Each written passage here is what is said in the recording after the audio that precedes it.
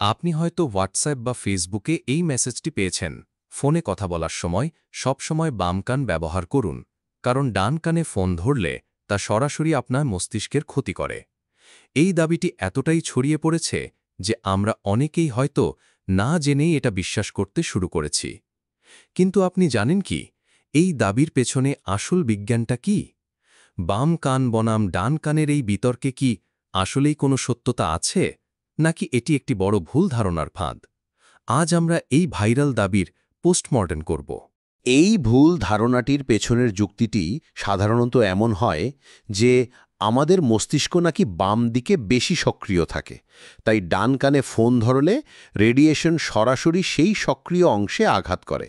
কিন্তু এই ধারণাটি দুটি বড় কারণে সম্পূর্ণ ভুল। প্রথমত, আমাদের মস্তিষ্ক শুধু বাম বা ডান দিকে সীমাবদ্ধ নয়, এটি আমাদের পুরো করুটি বা মাথার খুলি জুড়েই বিস্তৃত। হ্যাঁ, মস্তিষ্কের কিছু নির্দিষ্ট কাজ বাম বা ডান গোলার্ধে বেশি হয়, কিন্তু দুটি অংশই সবসময় সক্রিয় থাকে এবং পুরো মস্তিষ্কই রেডিয়েশনের সীমার মধ্যে থাকে। দ্বিতীয় এবং সবচেয়ে গুরুত্বপূর্ণ বিষয় হল, মোবাইল ফোন থেকে নির্গত রেডিয়েশন কোনো লেজার বিমের মতো সরল রেখায় চলে না, এটি চারদিকে ছড়িয়ে পড়ে। তাই আপনি ফোনটি যে কানেই ধরুন না কেন, আপনার পুরো মাথাটি একটি নিম্ন স্তরের রেডিয়েশন ক্ষেত্রের মধ্যে থাকে। এখন প্রশ্ন হল, এই রেডিয়েশন কি নিরাপদ?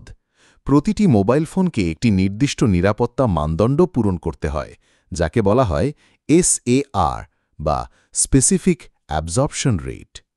এটি হল আমাদের শরীর মোবাইল ফোন থেকে ঠিক কী পরিমাণ রেডিয়েশন শোষণ করে তার পরিমাপ। বিশ্বের সমস্ত বড় স্বাস্থ্য সংস্থা, যেমন বিশ্ব স্বাস্থ্য সংস্থা বা WHO এবং আমেরিকার FCC, এই বিষয়ে একমত যে নির্ধারিত SAR সীমার মধ্যে থাকা মোবাইল ফোন ব্যবহার করলে স্বাস্থ্য ঝুঁকি, যেমন ব্রেইন ক্যান্সার বা অন্য কোনো ক্ষতির কোনো অকাট্য প্রমাণ এখনও পাওয়া যায়নি। সুতরাং আসল কথা হল, বাম কান বনাম ডান কানের বিতর্কের কোনো বৈজ্ঞানিক ভিত্তি নেই, এটি একটি মিথ। কিন্তু এর মানে এই নয় যে মোবাইল ফোনের কোনো ঝুঁকি নেই। আসল বিপদগুলো লুকিয়ে আছে অন্য জায়গায়, যা আমরা প্রায় এড়িয়ে যাই। ১.